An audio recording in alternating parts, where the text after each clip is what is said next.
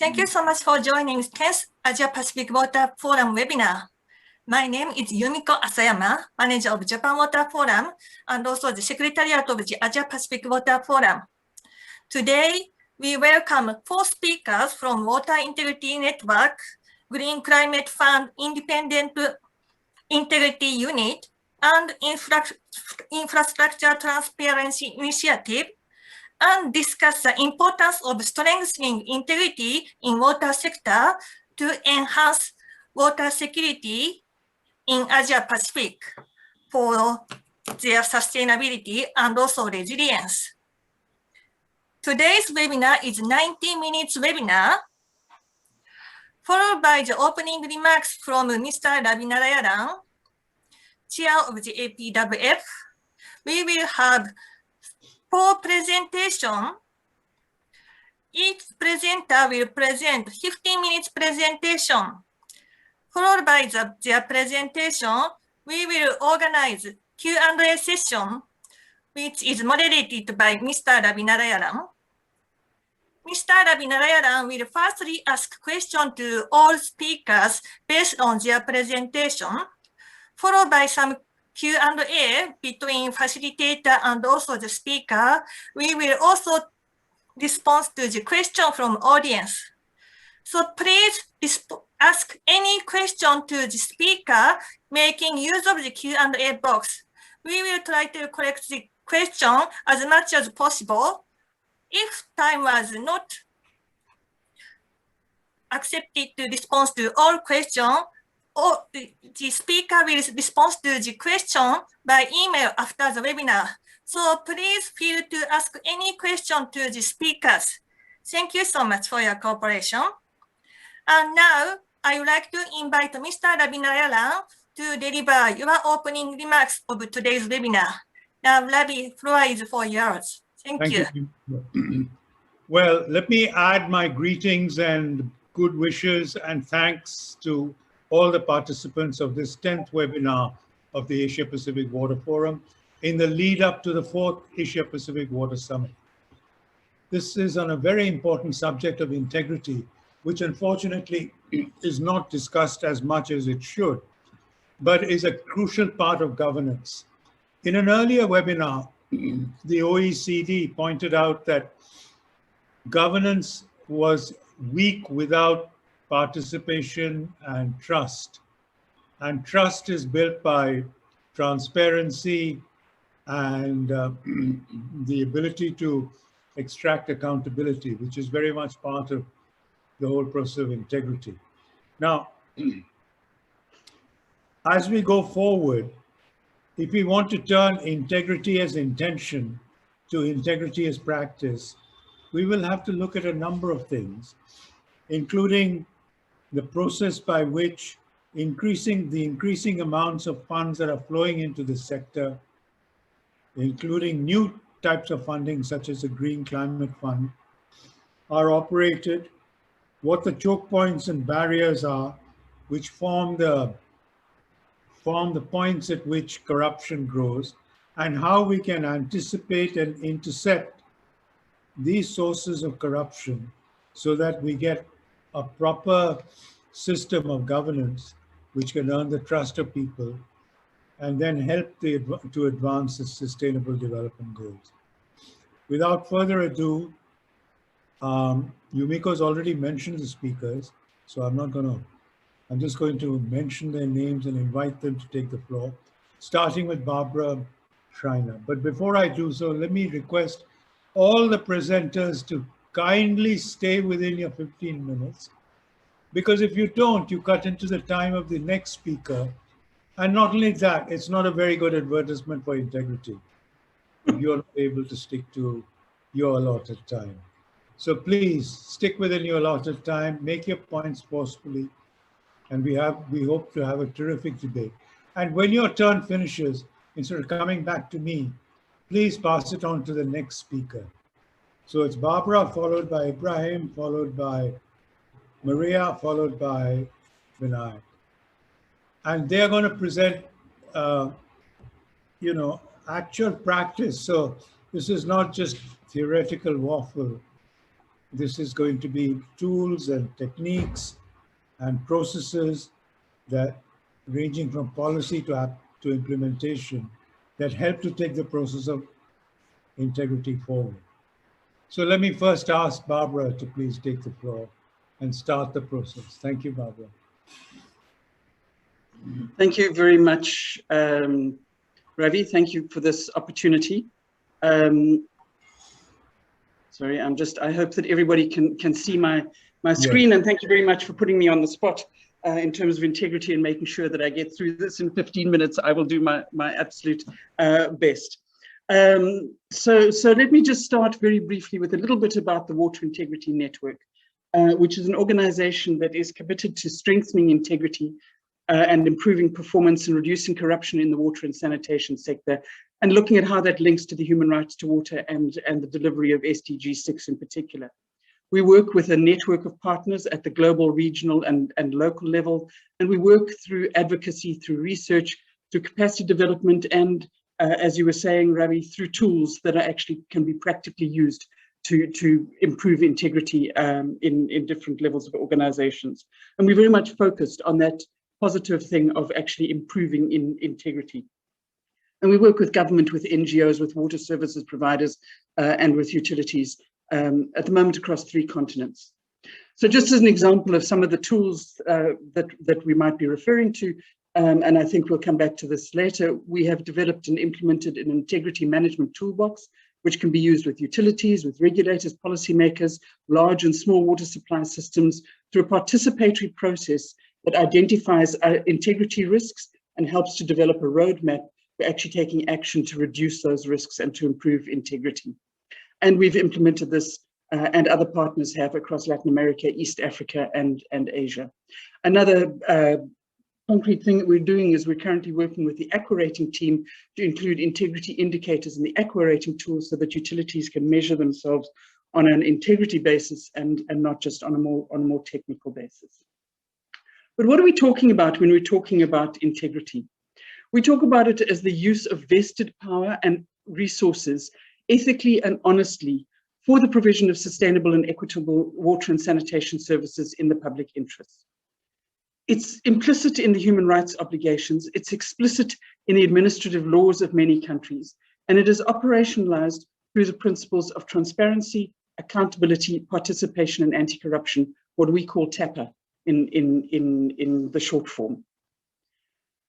And I think we're all aware of the fact that lack of integrity contributes to a wide range of challenges, waste of financial resources, both capital and maintenance. And estimates are that this can be anywhere between 5 and 30% of cost. It can result in poor infrastructure quality, poor service delivery, overpriced, overdesigned systems, poor performance, and ultimately significant social and economic challenges. And just to look briefly at how this might play out. If you take procurement corruption in infrastructure project, there are costs associated with that corruption at the point of the corruption in the procurement. That might result in increased costs for the project, poor delivery of the project, inappropriate design. The costs start to go up there, the costs of the corruption. Those that in turn lead to the reduction of available funds for other projects, increased maintenance and refurbishment costs, poor service delivery, and there's a feedback loop amongst those. Those might give rise to poor water quality, interrupted or no supply, lack of safely managed sanitation, for example. Again, your costs are starting to go up. On the right-hand side, you then get a whole lot of problems where you're actually seeing social and economic costs kicking in, which might include lack of trust in government, interruptions in ability to do economic activities, and certainly health costs. And so the costs of that one procurement in corruption in an infrastructure project starts skyrocketing into social and economic costs. The estimates, purely on a financial basis, estimates from the ADB are that $53 billion per year need to be invested in Asia in water and sanitation by 2030. If we take the figures from an Inter-American Development Bank study recently done, which show that reducing corruption can lead to financial savings, and I'm not talking about the social and economic costs, purely the financial savings of 7 to 16% in the water sector. 53 billion times 10%, which we take as somewhere in the middle of that range, means a possible saving purely in financial costs of $5.3 billion per year. The impacts of corruption are significant. The benefits of investing in integrity are equally significant. If we look at the findings from the Asian Water Development Outlook from 2020, where there was a regional survey conducted against the water governance principles of the OECD, and you look at some of the key aspects that are integral to improving integrity, data and information, actual integrity itself, stakeholder engagement, the participation that I referred to, monitoring and evaluation, because without monitoring and evaluation, you actually don't know how you're doing and where you're going. You will see that Asia scores enormously weakly, very poorly on those critical issues that are necessary to drive integrity. And so there is a huge improvement that is required to ensure that integrity in the water sector, water and sanitation sector is improved, and therefore can improve performance and efficiency in the water and sanitation sector in the Asia region. Just to highlight a couple of things, if one's looking at the OECD governance principles and the survey results, less than 20% of ADB members have implemented the relevant international conventions, have institutional anti-corruption plans or tools to track budget transparency in place. Only 1/3 of the surveyed ADB members have implemented formal mechanisms to engage stakeholders in water-related topics. And there are generally no formal requirements for evaluation monitoring in 2/3 of the ADB members. So huge room for improvement. If we look at just some positive things that have actually happened to give, as Ravi was saying, this is about what can be done and some real tools and practices.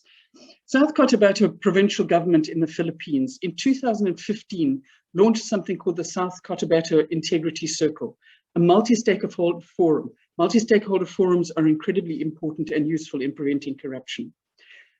And the SCIC is mandated to develop and monitor effective implementation of South Cotabato's mechanisms for institutional integrity, and it applies to all public services in the province. They joined the Open Governance Partnership in local in 2018, and currently have 5 commitments on open government to make public procurement more transparent, public procurement being an incredibly important area to take action. They've been introducing open contract mechanisms to increase access to information, strengthen participation and transparency in project monitoring, and so on. And the province is consistently ranked amongst one of the most competitive provinces in the country, and has steadily reduced poverty since the launch of the initiative.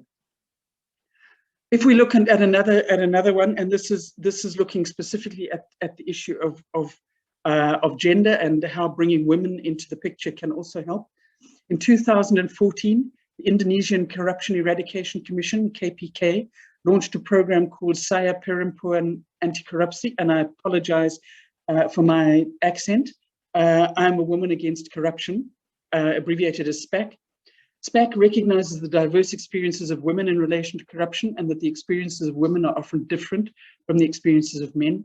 They offer 3-day training to groups of women. The training is designed to be fun and to appeal to different kinds of women. It clarifies issues. What is petty corruption? What is the inappropriate use of public resources? How does one get involved in the fight against corruption? And they have 7 games, one of which relates, for example, to village budgets and how you can participate in monitoring in the local use of funds.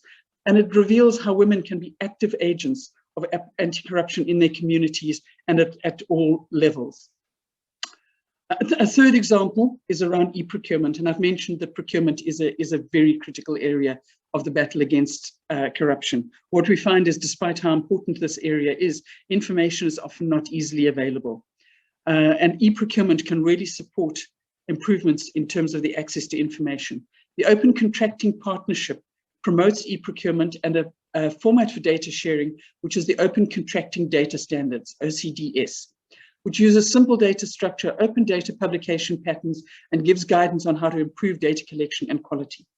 In the Ukraine, the civil society, private sector, and government reformers worked together, once again, a multi-stakeholder group, to develop something called ProZorro, an e-procurement system based on the OCDS. ProZorro means transparent. In the first few years, the savings amounted to more than $1 billion US, and thousands of new businesses were able to compete for contracts. 80% of contracts were then going to SMEs. There was a reduction in the perception of corruption by 50%. ProZorro simplifies the contracting processes and reduces the cost of participation, and it's used by watchdog groups like Transparency International and the IDOS Center to be able to monitor and detect what is actually going on. They've also now been training journalists on how to use ProZorro, journalists also being an incredible ally in the fight against corruption and in order to promote integrity.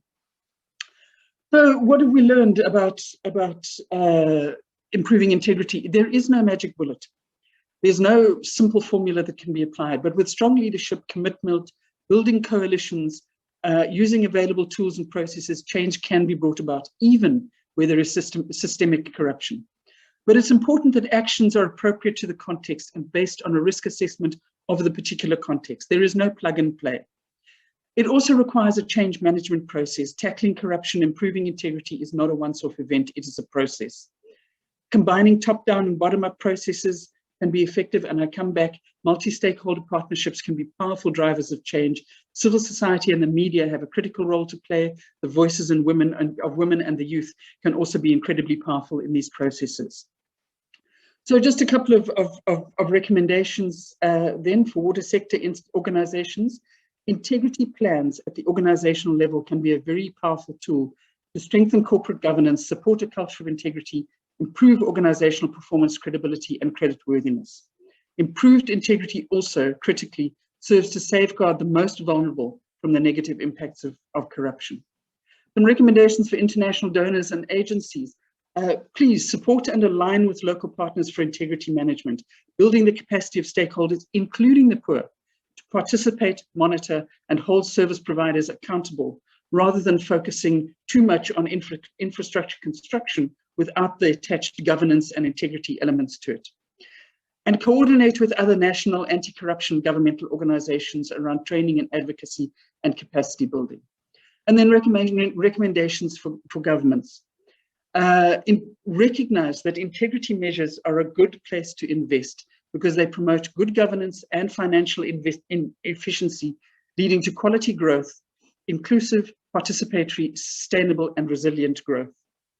And then a final recommendation, we think it would be great to include integrity and the human rights approach in the water and sanitation 4th APWS declaration document, the Kumamoto Declaration, which is going to be developed for next year. And Ravi, I do hope that I have managed to do that in time, and I'm going to get an accolade for having stuck to time.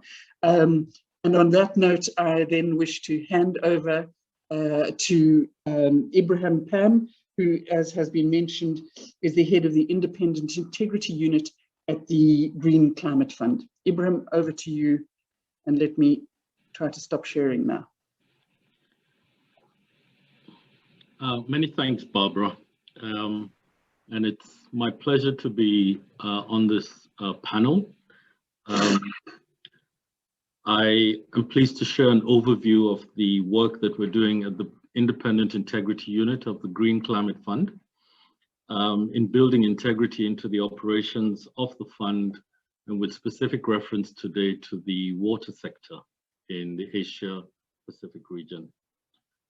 Just a word on the Green Climate Fund. The GCF is the largest global fund mandated to support developing countries to raise and realize their nationally determined contributions, ambitions under the Paris Agreement towards low emissions, climate resilient pathways, and it's dedicated to providing financing for projects to fight the worst effects of climate change.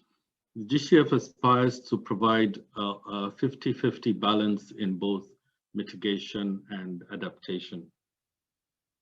We currently have 173 projects in our portfolio with $8.4 billion committed and with a total value in the projects of over $30 billion. Now, this slide gives an indication of the current status of GCF projects in the Asia Pacific region.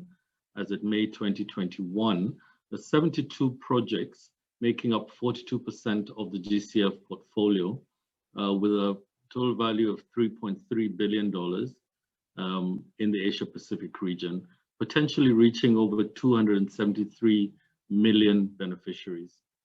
The slides you see of the 8 projects that were approved in 2021 are those that were approved at the last board meeting at B28 of the Green Climate Fund. Regarding water-related projects, so 39% of GCF projects are water-related. Kindly note, not all in the water sector, but all water-related. The total commitment to the water sector is $2.7 billion, and there are 54 such projects under implementation. Now, within the Asia Pacific region, the GCF has 28 water-related projects. And these 3 that we highlight in Uzbekistan, Timor-Leste, and Jordan were approved at the last board meeting. I won't go into details about the different specifications of the projects, but they cover all the elements of the water sector. Now, let me speak a bit about the accreditation process of the GCF. So the GCF acts essentially as an interlocutor, taking funding from donors and channeling the funding into project implementation in developing countries. And therefore, we work through accredited entities. And in order to achieve accreditation at the GCF, entities submit applications which are scrutinized both by colleagues in the Secretariat, but also by an independent panel. And these assessments are essentially to ensure that the entities meet the GCF's fiduciary standards and other investment criteria, and to ensure the mandates are aligned and they have proper capacity and are able to manage risks. The recommendations of the independent panel then go to the board of the GCF, which, if it's so minded, then approves the application of the accredited entity. Thereafter, the entity engages in negotiation with the fund to enter into an accreditation master agreement, which is the basic legal agreement that governs the relationship between the entity and the Green Climate Fund. An accredited entity is thereafter required to do a yearly self-assessment and then to reapply for accreditation after 5 years. So note there's a 5-year reaccreditation timeline. Now, in this slide, just to highlight the business model of the GCF, as I've mentioned, as this interlocutor of funds, we work with national designated authorities. And as I said, also with accredited entities in the implementation of projects. And the financial instruments that we apply range from grants, loans, guarantees, and equity. And we implement our operations through both programs and projects. Programs essentially to enhance the capacity of national entities to engage with the GCF. And that's a unique feature of the GCF, supporting readiness programs and project preparation programs of our accredited entities and countries. So the accreditation process and the due diligence and compliance functions are sort of linear processes that are administered by the Secretariat, both to see entities through accreditation, perform due diligence ahead of projects, and also to ensure compliance. Now, the Independent Integrity Unit then ensures that the GCF integrity framework, which I will explain in a minute, is applied, the provisions and the standards are applied in all of GCF operations in projects. And also we conduct certain proactive measures in order to assess the integrity and the standards that are applied in our projects. And of course, the investigative response is sort of the last response. Now, the mission of the Independent Integrity Unit is to ensure that GCF stakeholders adhere to the highest standards of integrity in order to safeguard the lawful and efficient utilization of GCF resources. Our vision is to be the global leader in climate finance integrity and to provide strategic leadership by creating strategic alliances with partners and stakeholders. The next slide, please. Now, this slide represents the integrity framework that we have built in the last 4 years around the work of the GCF. The policy on prohibited practices is the grand norm of GCF integrity policies, and it sets out the major prohibitions and the standards that we apply in GCF financing. I would just highlight a couple of very important policies. All of them are important in standards, but a couple that stand out. The anti-money laundering and countering the financing of terrorism policy is a very important element of the GCF integrity legal framework, which seeks to prevent the use of GCF resources either for money laundering or for terrorist financing. And you would understand that this is a really important element that establishes credibility for the fund. Furthermore, the policy on sexual exploitation, abuse, and harassment seeks to prevent in GCF projects and programs the rights of women and other groups against sexual exploitation and abuse. And I think you would appreciate the importance of this as well. We also have a policy on the protection of whistleblowers and witnesses, which is an important legal framework for protected reporting. And it imposes a duty on all GCF staff to report any potential violations or abuses of our integrity standards. Now, we do have in the investigation frame a very well articulated set of standards, which are going to the board very shortly for its approval, that guides all of the processes that we undertake in an investigation to ensure that investigations are both fair and comply with due process.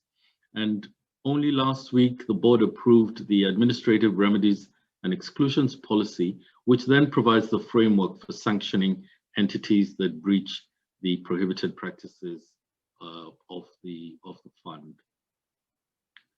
Now, a quick word on our integrity tools. So we've designed a number of tools that enable us to essentially deliver on our mandate. And these are digital forensics and data analytics tools, an integrity due diligence platform, the investigation standards, which I referred to a minute ago, our work in outreach and capacity building, our proactive integrity reviews, which we apply in projects, and also the function that we undertake in providing advisories on policy implementation.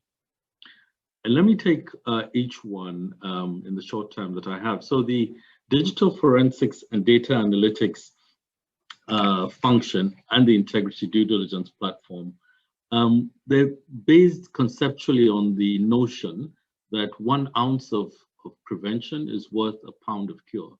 So we deliberately seek to create the opportunity for us to detect and to mitigate any integrity violations even before they occur. How do we do this? By creating the capacity to exploit electronic data, to analyze and process collected data into actionable information for the use in investigation process, and also to design a data input and data and integrity red flag detection system, which proactively then determines where there might be potential violations. Our investigation standards, I've spoken about that. Next slide, please. We do then engage in extensive outreach with our stakeholders. We had the first integrity forum, GCF Integrity Forum in 2019 at the back end of the COP25 in Madrid. And in this forum, we brought 21 organizations related to the GCF with 30 participants into a forum where we discussed the fiduciary standards of the GCF and how to apply them.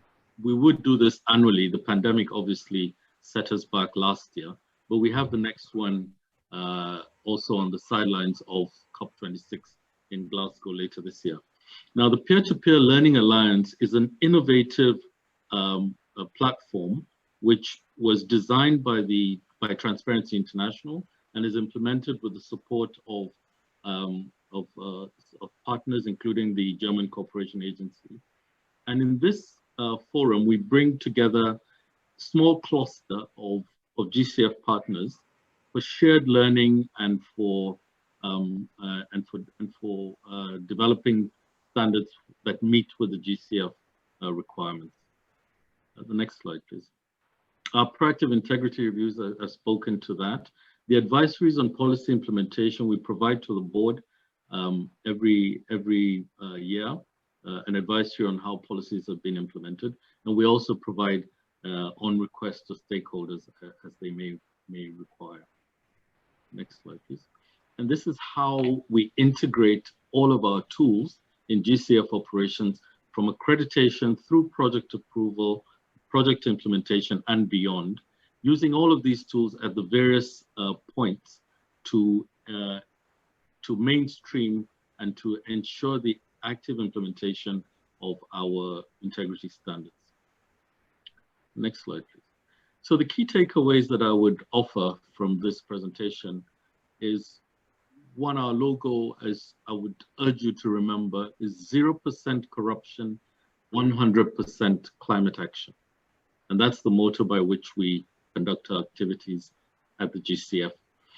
Integrity helps to ensure that climate actions achieve the best results and benefits, particularly here in the water sector in the Asia Pacific.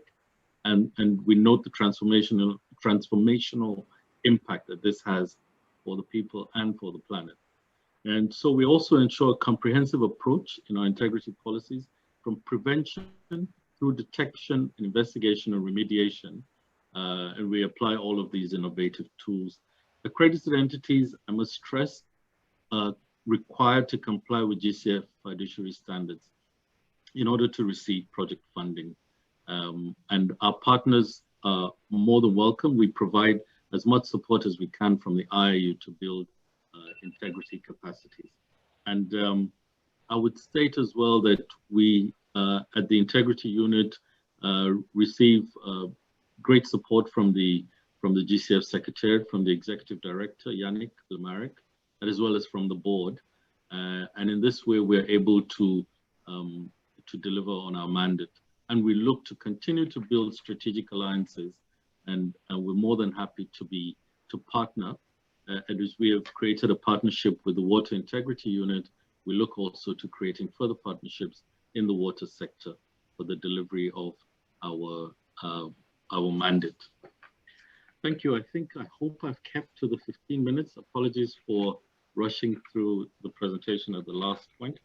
Let me now hand over to my colleague Maria Prado de Graça, who is with the infrastructure with cost, the infrastructure integrity. Forgive me, Maria. Thank you so much, Ibrahim. Let me just share my screen now.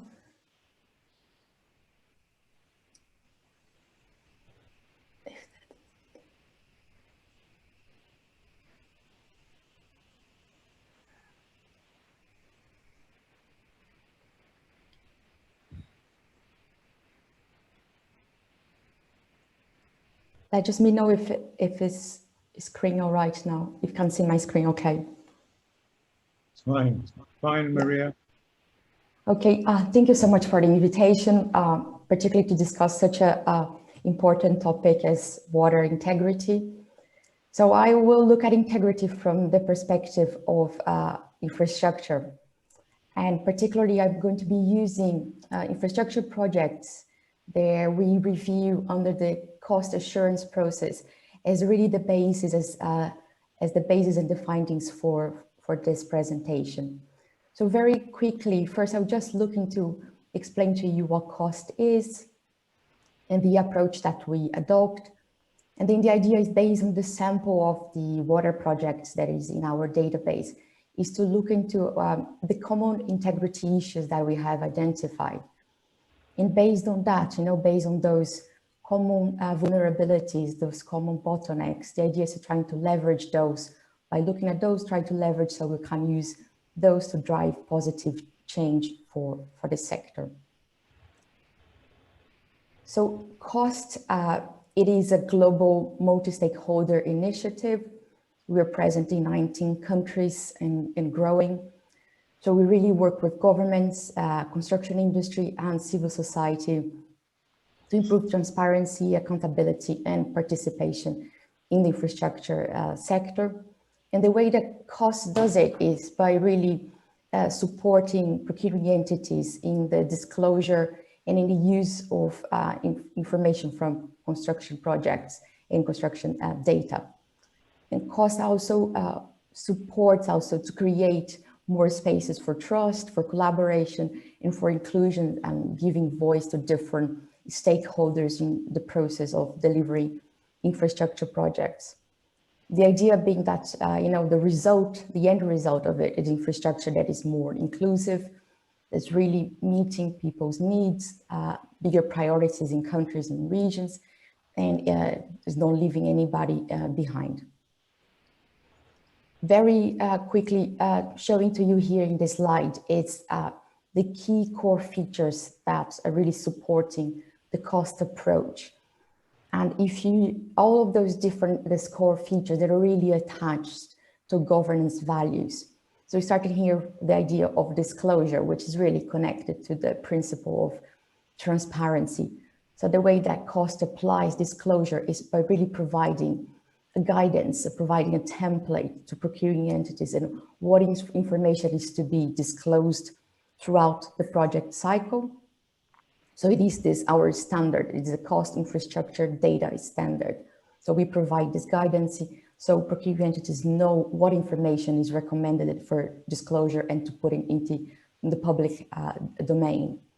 And the OC4IDS, which is developed in partnership with OCP, which is in terms of content is the same as the cost IDS, but it's just for using the format of the OCDS that was mentioned on Barbara's presentation. It's just using the OCDS format, it's using the open data format. So it's the same in terms of content, but using this open technology, open data technology. The multi-stakeholder approach that I mentioned before is the idea of collaboration, participation of different stakeholders. Social accountability is really using the data, the information that is disclosed so that civil society, media, journalists can really ask the right questions and really render authorities to account. And assurance that I'll be kind of focusing here today, which is an independent review of a sample of infrastructure projects with two purposes in mind. Basically, one is just to assess the level of disclosure in terms of quantity and the quality of the information that is disclosed, and also to raise red flags or issues of concern in those projects that are being assessed. And in a way, assurance ties together the other elements because it uses information that is disclosed. It applies a multi-stakeholder approach that engages with in different groups. And the product of assurance, the findings, is used for the purpose of social accountability. So just to give you an idea what the cost approach does. So it's just what we were going to be looking here to our sample. It is 46 projects between 2016 and May 2021. So it is a small sample. I'm saying that from the beginning. So I'm not trying to make any statistical analysis or quantitative study, anything. It's just really sharing findings from our database that might help to shine some light in those fragilities of the sector and help us rethink on how can you leverage those fragilities to make positive change. So that represents 11% of our total projects in assurance, equivalent of $430 million US. Projects implemented in 7 countries that are cost members, spread from different regions, different scopes as well, so ranging from more simple to more complex projects, mostly from federal entities, but also including municipalities and state agencies. So in terms of transparency, just giving you some of the highlights that you have, what we noted is that looking to those projects in the water sector, 50% of the data points from our standard, 50% of those are commonly disclosed by procuring entities, which means that half of what the standards recommended to be put in the public domain, it's not disclosed. And this, just to give you an idea, this places the water sector as less transparent, as more transparent than the healthcare projects, but less transparent than road sector. It's just using our database from assurance. So just to give you an idea where the water sector is a bit placed. So Uganda was the one that really showed the lowest rates, and Thailand was the highest rates in terms of disclosure based on the cost data standard. And what we noted in the water sector is really based on the procuring entity that is implementing the infrastructure project.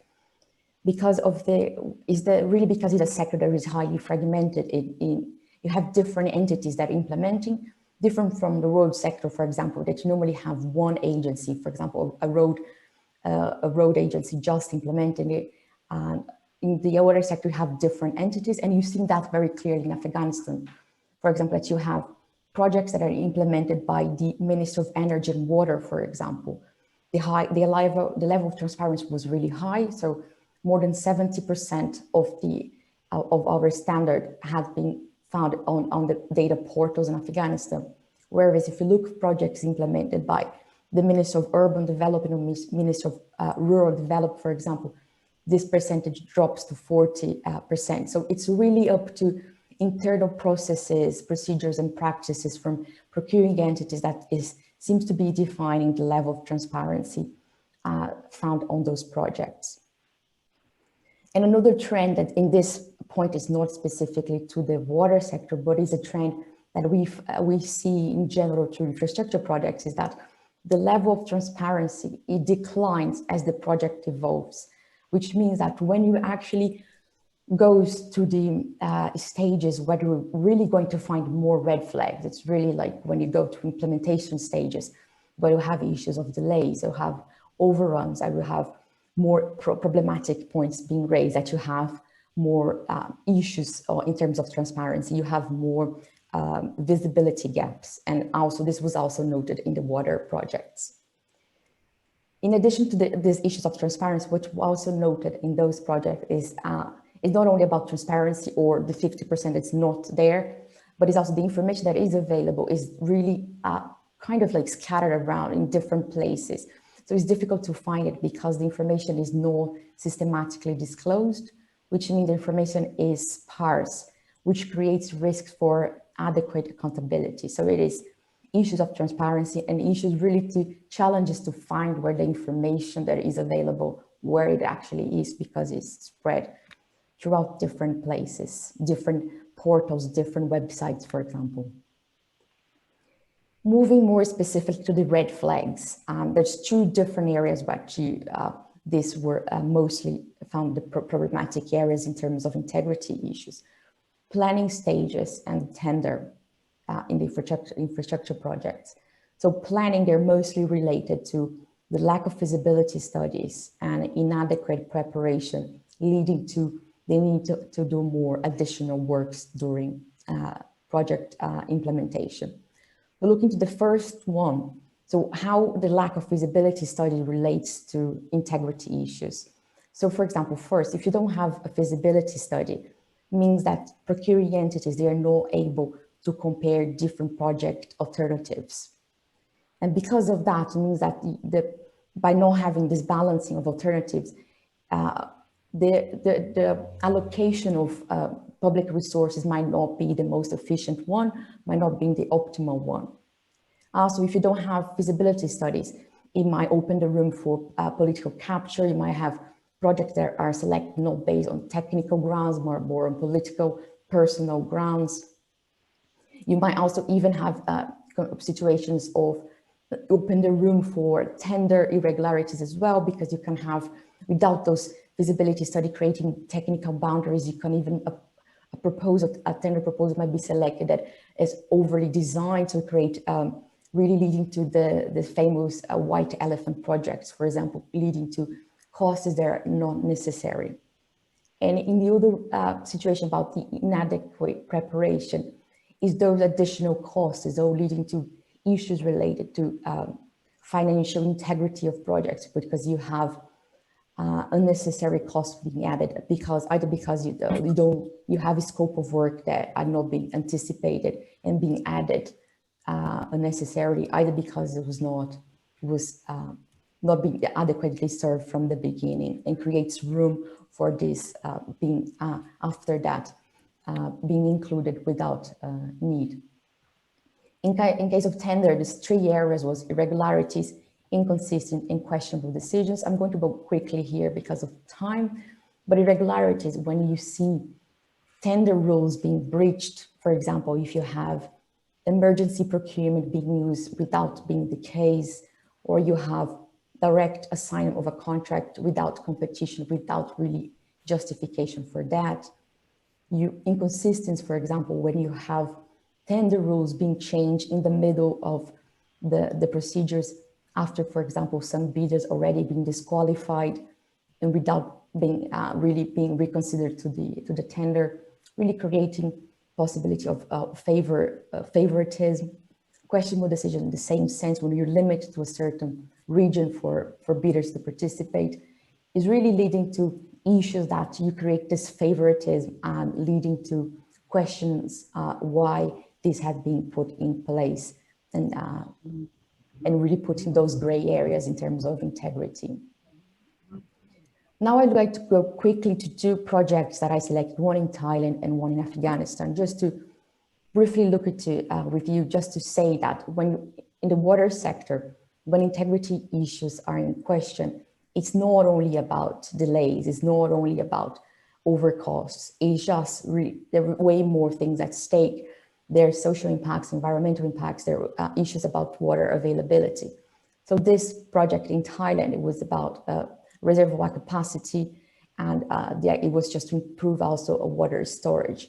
So the first red flag that was raised here in the assurance process was the environmental impact assessment was not available. And there was even questions raised by assurance if it was actually even developed, was even conducted, which was quite surprising. By the picture you can see was very complex project that had really a lot of impacts in the surrounding community, in the environment itself. The community was not consulted, the community was not informed, so it was not surprising as well that the assurance team reported there had been conflicts in the beginning when the project started with the communities because of the lack of communication, the lack of engagement. They really were not aware the project was about to start. There were also conflicts related to compensation of land, issues with the environmental road collapse, which put in question as well if proper health and safety issues had been duly considered and duly assessed by the project. The villages also presented concerns to the assurance team about they've been prevented from using the water from the canal, which really contradicts the whole purpose of, if we're supposed to improve capacity for the water storage for agriculture, but they've been prevented from using that as well. This project has been followed by the assurance team for 3 years because exactly the impact they created. And what happened was that the project is now suspended because after several delays and the procuring entity decided to terminate the contract. So which means that the schedule that had been planned, it's now all really just on the drain because it cannot be completed. So there is impact not in terms of water availability, because not only the villagers cannot use the water, but now the project is not under operation. So it is about how the impacts can really bigger if not those integrity points are not checked and those red flags are not properly assessed from the beginning. The second one is in Afghanistan, and it's a project for water supply network. The issue here is the design was really placed very close to the mountains, did not consider the fact that, by putting it there without the proper consideration, it was the potential risk for flooding, and also rocks could kind of fall in there and risk all the structure. So it was really considering like inadequate survey, environmental assessment was not properly developed. Assurance also red flagged the fact that there's no lack of maintenance. So here there's a combination of many of the red flags as well that put integrity gray areas here into consideration. So it was a blind design, why that happened or not happen, no adequate assessments in different areas here, no social environmental assessments, consultation for the public did not consider, no maintenance being carried out, and also no impact in terms of climate because of the flooding, which is unknown in that region. So that creates increased risks for the project operation, put at risk the water availability and the community that really depends on that for the water supply. And just to finish here, just using our working cost and say, also in the case of Afghanistan, we noted that by really pinpointing those red flags and by using a collective approach and multi-stakeholder approach, and really trying to identify and shine a light when these fragilities and these vulnerabilities are. The authorities in Afghanistan, they really established this backup unity to focus on designs, which was one of the issues, and really to build the technical capacity on that. So they resurveyed more than 300 projects. They really redesigned more other 200, really considering careful the other impacts in terms of climate, social, environmental consideration, and really taking on board this approach as being pointed out during assurance, helping to close maybe those back doors in terms of trying to correct those malpractices in planning, tender and delivery, trying to lower the risk on future non-operational projects. I think it really puts the issue on, collaboration, stakeholder engagement and participation as a really important way of building this together. So I think it is an example. Yes, you might think it is just a drop in the ocean, but I really think it is a sea change that really brings us more closer to achieving the SDG 6, really achieving closer, to getting more water and sewage systems for a bigger portion of the population. And just to finish in terms of recommendation, because where we see it is a sector that is still experience issues of transparency and accountability. So it's still really key to improve transparency and really apply international recognized standards such as cost, where the information of projects it is disclosed in a systematic way, in a consolidated manner throughout the project cycle, and really working to leverage stakeholder participation and engagement so it can help to pinpoint and identify risks and different gray areas in planning and delivery of the water infrastructure. So thank you very much. Apologize if I might have overrun a bit my time. So Binayak is the program coordinator from WIN. So over to you now. I'm just going to stop sharing now. Thanks, Maria. I will now put up my presentation and quickly go through it. Can you, Maria, take down, let me check.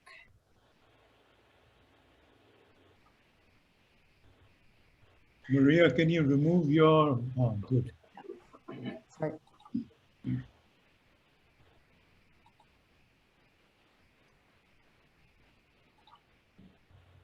So you can see the presentation. Very quickly, I just want to share some case practices where we and partners have been involved in the Asia Pacific region, just to give you a flavor of what kind of projects and what actually it means when you talk about integrity management more practically.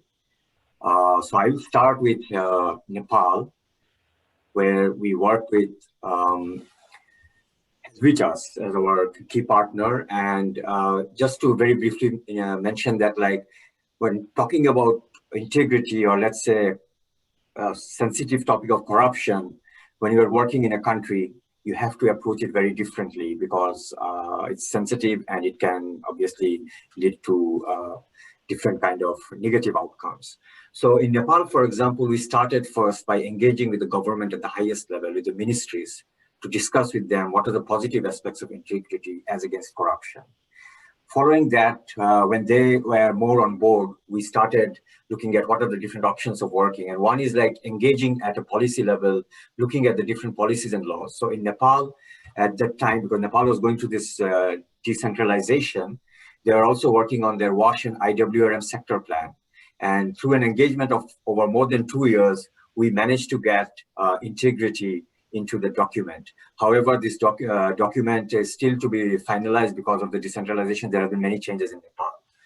Then at a local level, working with communities, we helped in making the local government officials use a community radio to inform the people about budget for WASH projects in these districts, which was very well received. And they also published an investment plan, which was distributed within the districts.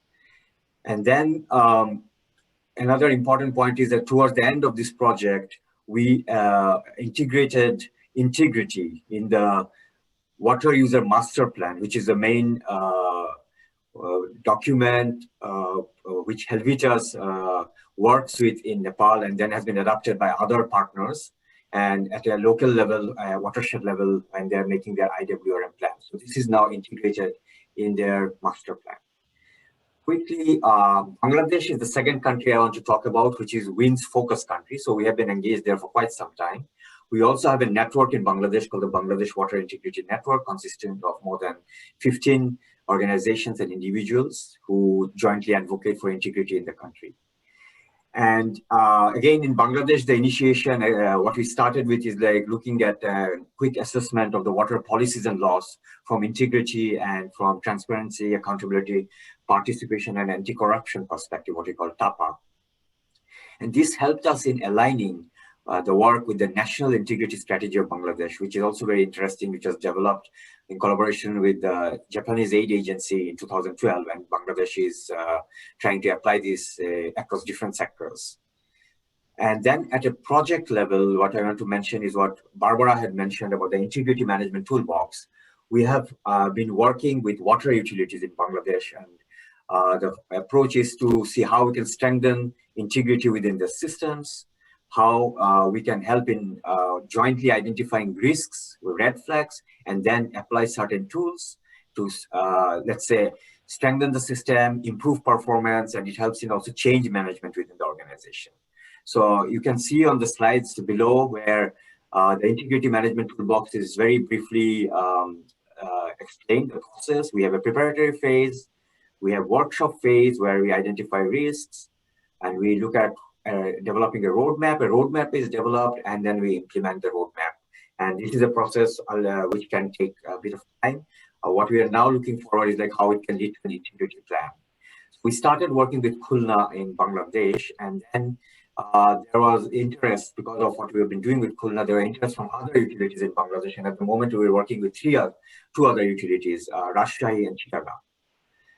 And in terms of quickly results, we work with the business plan, for example, of a utility, and we what we have achieved, for example, are like establishment of e-procurement process in Khulna, or utilities have started public hearing with utility customers, or for instance, field inspection mechanisms by field officials of the utility have improved compared to before.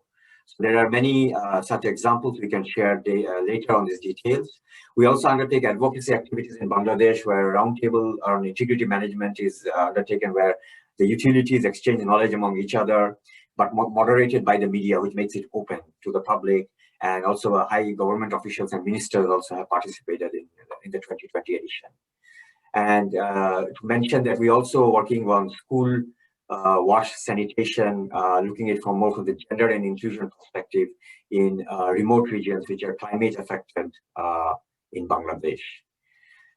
The third case is from our partner organization, Caritas, and they are using the integrity management toolbox. It has been adapted for small water farmer groups. And I think there are some questions in the chat, like how do you work with beyond wash and utilities? And here is an example of working with within water resource management and agriculture, where the toolbox has been adapted, and it's again with different stakeholder groups. An accountability mechanism has been built by which they understand like what are the roles and responsibilities of different stakeholders and how they are actually able to interact better. And then a guideline system has been developed for collaboration among the several user groups. There are more achievements in this project, which is ongoing in Cambodia, and they are looking for further how this can be embedded in the policy process in Cambodia. The example I want to share is from Indonesia, which is interesting, where we engaged at a river basin with the Brantas River Basin, and the Perum Jasa Tirta, the state-owned enterprise was our main partner. And it's a very complicated process where you have to involve many stakeholder groups, including irrigation agencies, hydropower companies, cities, municipalities, etc. And this process involved initially a sustained engagement with different stakeholders to convince them to work on the topic of integrity. And then in this case, the integrity management toolbox had to adapt and also identify common tools which different stakeholders can jointly apply. And it's also important to see where can we apply, because every organization has their own interests, own priorities. And what we found there is like to find a common issue, and that was identified within in relation to the development of the master plan for pollution management in the Surabaya. And I think there was a question about pollution management. Here I can say like this is how we tried to approach it. And ultimately what it did was establishing a community of practice among the stakeholders to address integrity issues. These are the 4 case studies which I wanted to briefly share. And to mention that like our work over these years, what we have are tools and methodologies which are adaptable, and they can be adapted not only within the water sector, but can be picked up beyond water sector. And just to inform that Transparency International Bangladesh took our integrity management toolbox and adapted it for health and education sector. They are scalable, and we already have started developing what we call a pool of integrity coaches who support us in the implementation of such projects.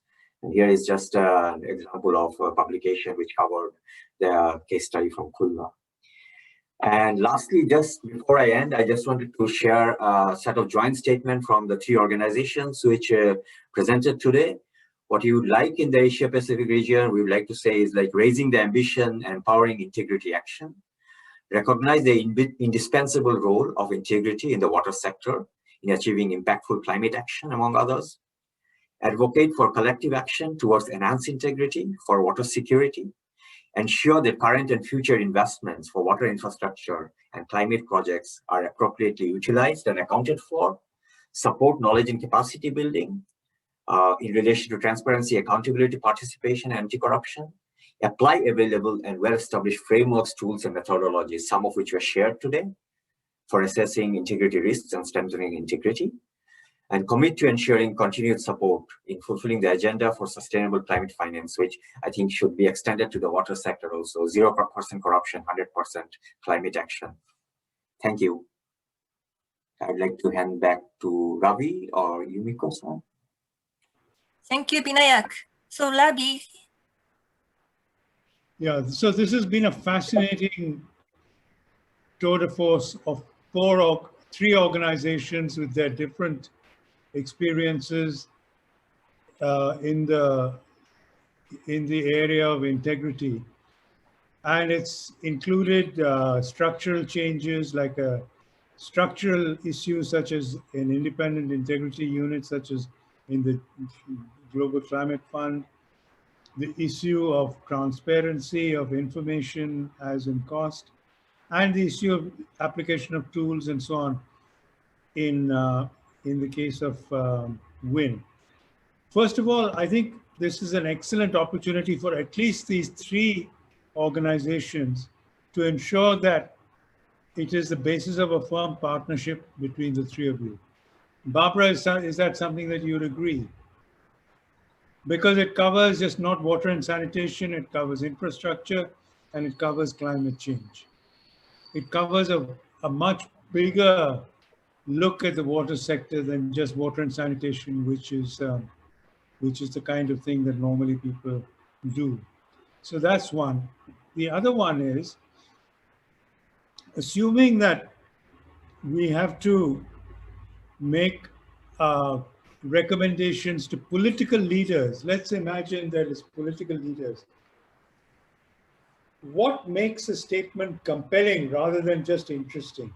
So would you three organizations be able to work together to develop just a couple of sentences, no more, because there are other things to be also put in, and the attention span of political leaders is very limited, to make sure that the issue of making the case for integrity. Barbara made a very interesting case of $5 billion. I mean, that should make anyone sit up. And then making it happen, all the other presentations on how integrity can be mainstreamed so that it becomes part of a process and not some activity which is sort of superficial or add-on, becomes the core of practice. Is it possible for the three organizations to work together to produce a single recommendation or a couple of sentences of a recommendation that covers making the case and making it happen? Is that possible? So that's my question to the three organizations, and you can answer as you wish. Then we'll go to the other questions. Ravi, can I come in here? Sure. First of all, to say that WIN is already working with GCF and with COST, and it is particularly because of that ability to get the reach and the impact and the different aspects and the different expertise that comes from the different organizations. Much like I was talking about multi-stakeholder partnerships, this is in a sense, multi-stakeholder partnership. It brings together a range of skills and expertise, and as you say, not all limited to the wash sector. So we are working together, and that's part of the strength, I think. Certainly, I think that we could work to put together a short and impactful statement from the three organizations to try and motivate for integrity. So yes, you've put a challenge to us. I think we will work together and do that happily. So put yourself in the shoes of a political leader.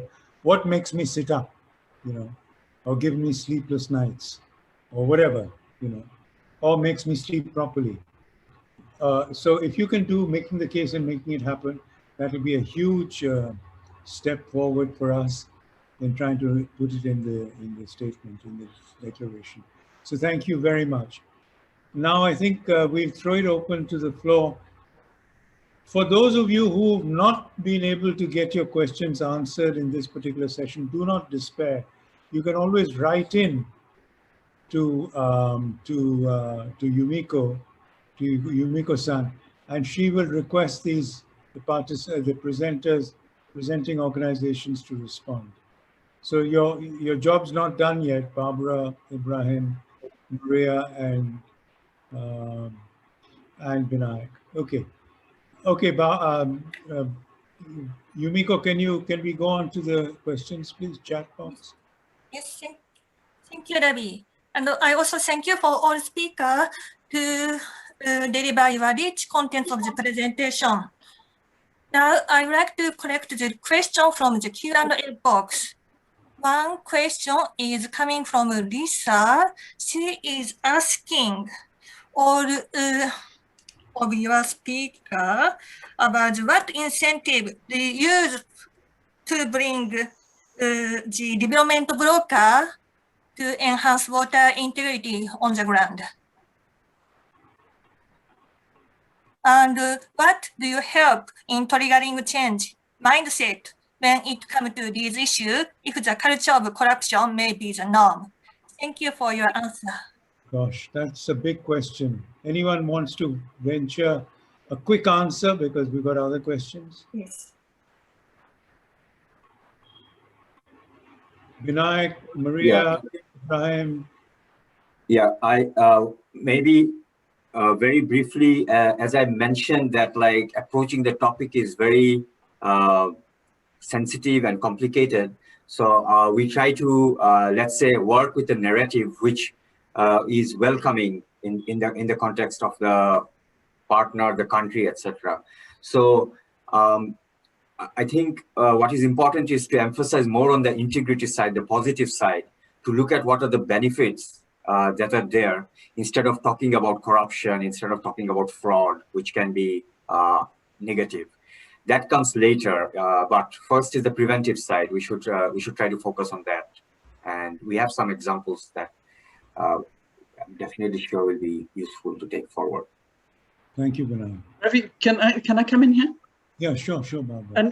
And Lisa, thank you for the question. I looked at it and I didn't answer it because it requires, it's a very complex question. I think that one of the things is that if you need to change the context within which those people are operating, and so that the incentives actually shift. And that, going back to it, it requires a change program, a change management program, and a shift of the culture within which development is happening. And I think also very critically, it requires, and it relates to another question that was also asked around international development finance and how the voices of communities are taken into account, rather than it being a discussion between the technical people, the politicians, and the development finance. And I think there is a need to actually be able to foreground the voices of affected people and listen to them in order to actually shift a lot of the discussion that is happening around the development opportunities.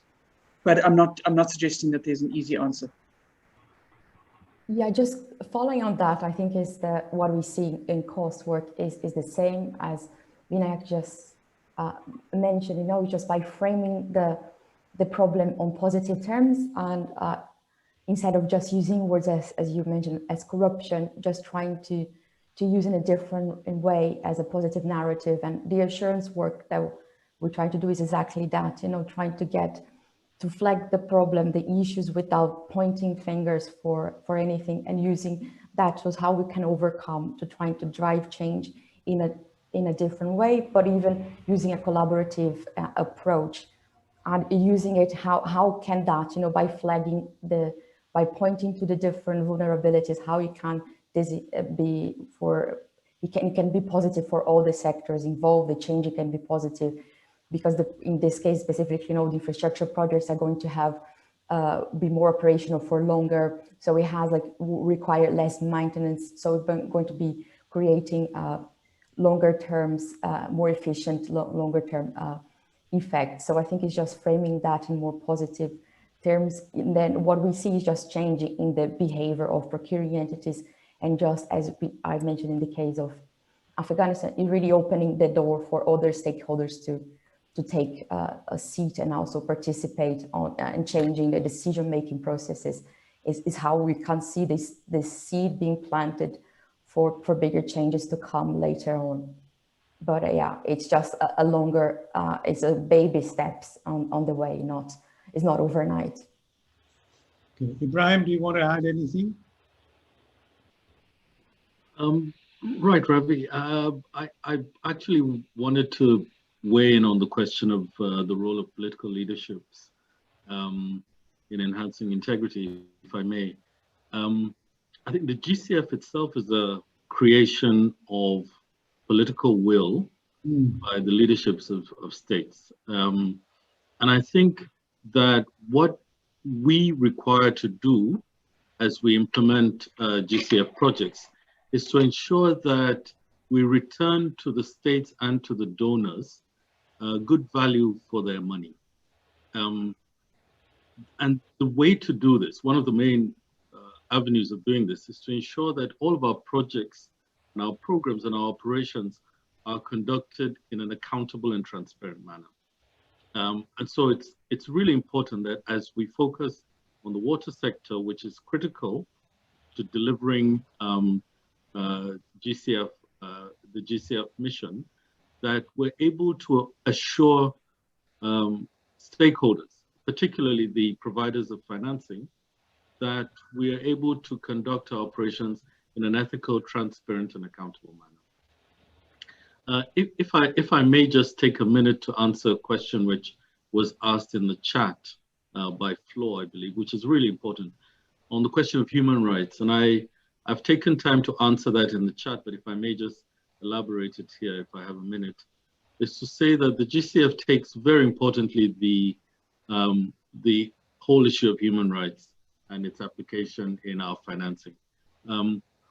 We have an elaborate policy framework that addresses human rights issues, but also an action plan that ensures that we implement rights for indigenous people, for environmental and social safeguards, for gender equality and social inclusion. We have a unit that is a redress mechanism that ensures that where people are affected by projects, they're able to bring forward their complaints, if any. And we have a policy that provides for full disclosure of information. And in fact, the GCF operates on a default basis to provide full access to information, except with certain very limited exceptions. And you would see that our board meetings are a live webcast. And all this is designed to ensure that not only is our work conducted transparently and accountably, but also with respect to the rights of communities, of vulnerable people, the rights of stakeholders, and the benefits of beneficiaries as well. Thank you. Ibrahim, I wanted to ask you, are there any simple indicators which will say, yeah, it's working, it's worth the effort, it's worth making these structural and practical changes and changes in practice? Absolutely. We have two means by which we evaluate the work of the GCF. One is through the Office of Project Monitoring. They constantly monitor projects to ensure that they're delivering on the project goals. But even more critical is the role of the Independent Evaluation Unit, which is a creation of the governing instrument of the GCF and the board, and which performs independent evaluations of GCF projects. And these evaluations cut across various themes, including, of course, themes around the project objectives and themes around the respect for human rights and accountability. And the Independent Evaluation Unit does forward-looking evaluations as well as retroactive evaluations. And these are reported directly to the board, and they are assessed across the board by all countries and entities. So it's what we're trying to do with the Independent Integrity Unit, and I'll just mention this, is to utilize those same methods to find correlations between what we do and the impacts that they have on the GCF, on our projects. So how do we evaluate whether our policy framework is delivering, whether our proactive initiatives are delivering on results in terms of building integrity, and even our investigative responses. And as we develop these tools further, we will have a more empirical basis on which to report that here is the impact of the initiatives that we've developed. So we have a very holistic approach to it. We're looking to give to deliver projects that actually also deliver on value for all stakeholders. That's very important, because people must recognize, not experts, but common sense. Yes, this works because something, which I can relate to my life. Yeah, good, excellent. Okay, Yumiko, any other questions? Yes, I would like to ask Binayak to respond to the question from Dr. Bruce. Okay, Binayak. Thanks. Yeah, the question was, Okay, thanks for the great presentations. Thank you. Working in both Nepal and India over the last 20 years, I have found the mainstreaming integrity is frequently ineffective. They're due to disinterest by senior bureaucrats, unwillingness to get programs and projects done, lethargy in short and poor leadership skills. Integrity is a Western idea promoted by international funding organizations. So why get involved? Any thoughts from the panel?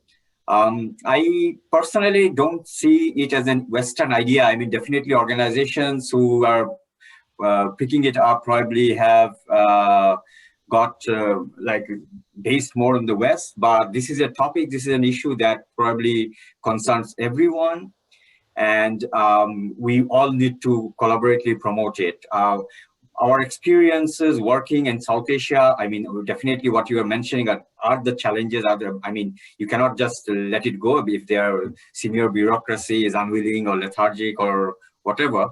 But what we have tried to do is also look at what, as Barbara mentioned, incentives. One is like to look at how can incentives be provided for a particular approach. Second is like identify the right leaders.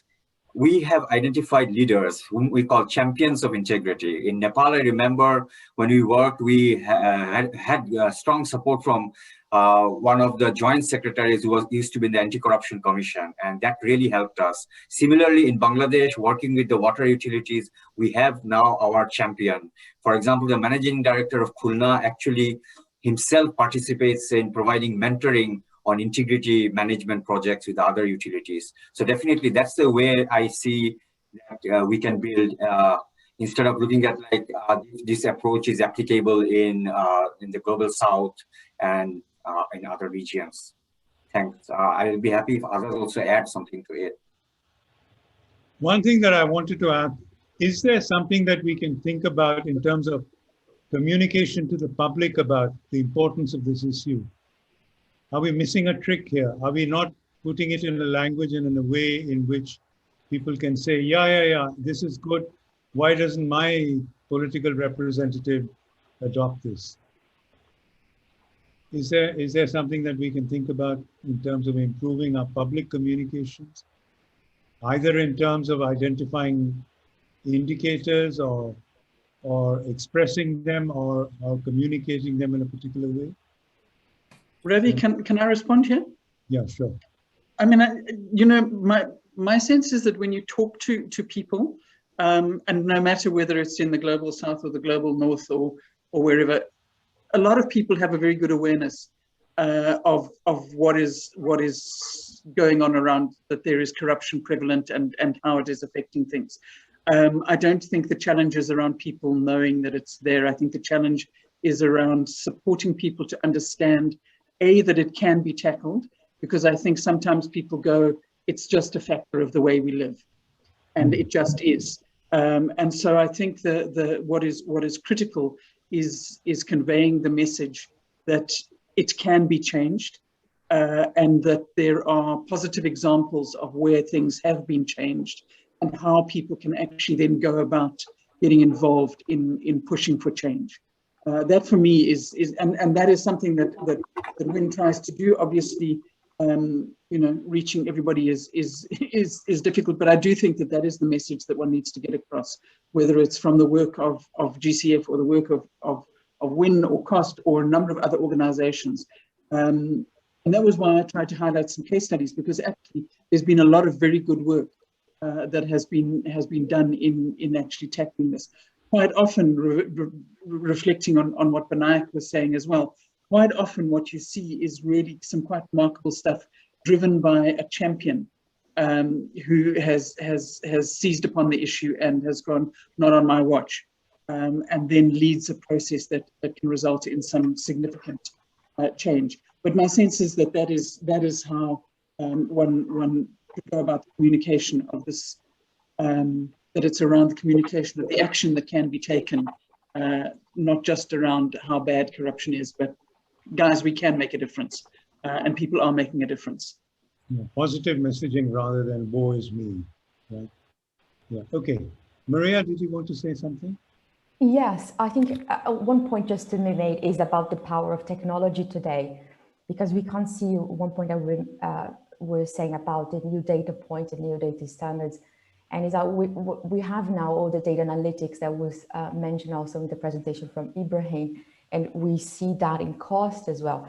Is that when you have now this data analytics, it really opens, really improves the way that you have civil society and even in the average citizen being able to identify those red flags more easily, in the sense that those data analytics, by being embedded in the data portals, for example, and what you're doing in Cost Ukraine, for example, it really shows that it helps because it automates the way that those red flags can be shown. So it's really it's a game changer now. So I think it really helps to communicate. I think it's the point that you were saying is, at least from the perspective of infrastructure, it is a complex topic, and also corruption, it is to get the smoking gun for you to say it is here.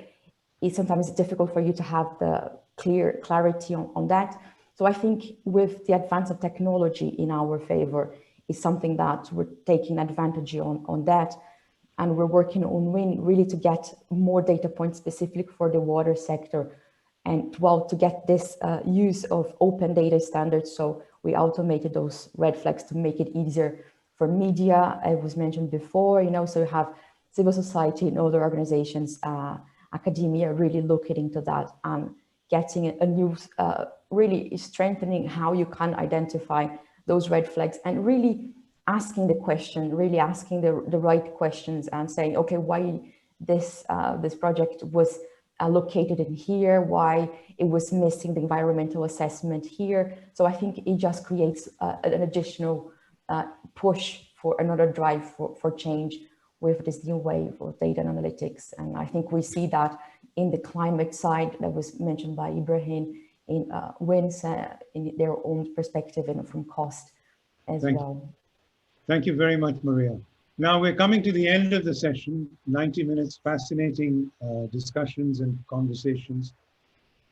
So what do we take away from all this? Well, in just sticking to Asia Pacific, which is the largest region in the world and the most diverse in terms of political, economic, cultural, and social, apart from social systems and, shall we say, inclinations, it's going to be difficult to put together a simple message which resonates with everybody. So first of all, apologies for those people, for countries from whom examples were not taken. We couldn't, there are 48 countries, 48, 49 in this region, difficult to be able to do it for everybody. But I suppose there are, what comes across is there are common sense issues that are applicable across, irrespective of political systems or social and economic conditions, which are sensible and doable. And I think that's what we should concentrate on. So a huge thank you to the panelists, to the presenters, Barbara, Ibrahim, Maria, and Binayak. Thank you for sticking more or less to 15 minutes, and for all the rich stuff that you have unloaded onto us. And thank you for agreeing for your homework, which is to produce one. I just finished by reminding you of your homework. 1 or 2 crisp sentences about messaging, given the fact that political leaders have short attention spans and they need to attend to lots of things. So make it snappy and make it compelling. So thank you all very much. And I think Yumiko's got a couple of announcements to make before we close. Yumiko? Thank you, Ravi. And also thank you for all the speakers to respond to very difficult questions very nicely and politely. And I also thank you for responding to your question during this webinar. I think most of the questions coming from the audience was responded by speakers, but I know we have some questions left. So we will respond to the question by email after the webinar. So please wait for a moment until the speaker responds. So, and now I also thank you to all the audience to participate in this webinar. And asking various feedback and question to audience. It is very, very useful for us for our future works. Thank you. And we will consider all feedback and recommendation from the speaker of today's webinar for the declaration document for the 4th APWF. Thank you so much for your recommendation. Now, I would like to introduce the next webinar. 11th APWF webinar will be organized on 30th June, Wednesday, from 4:30 p.m. in Japan time and 1 p.m. from India time. The topics we will focus is groundwater, and we will welcome the two speakers from UMI, Dr. Aditi, and also Algiam, local NGO, Miss Arumita, Senior Manager. Then we will discuss the pathway for resilience and sustainable groundwater management in Asia and the Pacific. So introducing some practical cases about the implementation of the national policy and also community practice implemented on the ground, making use of information technology. This webinar will show some emerging insight for Asia-Pacific leadership about the operational model about the groundwater resource management. This webinar then discusses how to enhance political will to tackle the weak problem of water energy food nexus from groundwater conservation and the optimal use. So we will introduce the registration after this webinar, introducing today's webinar's recording and presentation. So I cordially appreciate all the audience of today's webinar will continuously join the 11th APWF webinar. So last but not least, please also take a few minutes to fill out the survey after the webinar. It will be anonymous. Then we will consider your answer for including future webinar. So thank you so much for joining the 10th APWF webinar. I now would like to thank you to all speakers and also Ravi to organize this webinar together with us. Thank you so much. Thank you all very much. Goodbye. Thank you so much for all the audience to join this webinar. Thank you all very much. See you next time. Appreciate it. Thank you and goodbye.